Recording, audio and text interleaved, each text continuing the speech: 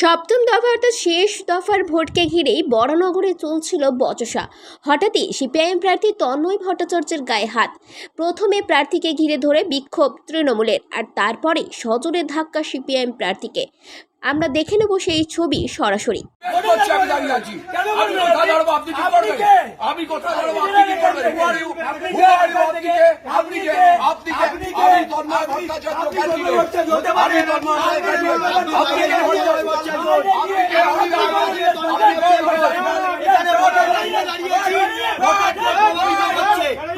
আমরা ভোটের লাইনে দাঁড়িয়েছি, ভোটারদের প্রভাবিত করছে।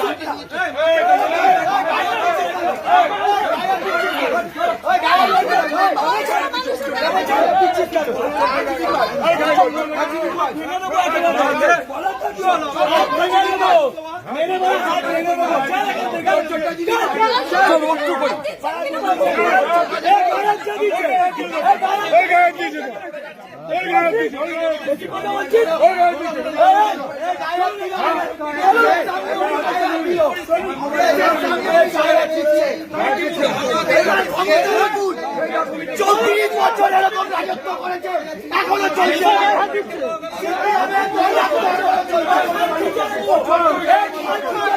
সিপিএমের দৌরাত্ম এখনো চলছে। এই নিয়ে যা নিয়ে যা নিয়ে যা নিয়ে যা। আপনি গ্রেফতার হয়ে গেছে। আপনি মাস্টার, আপনি মাস্টার, আপনি master. Bureau report 99 news Bangla.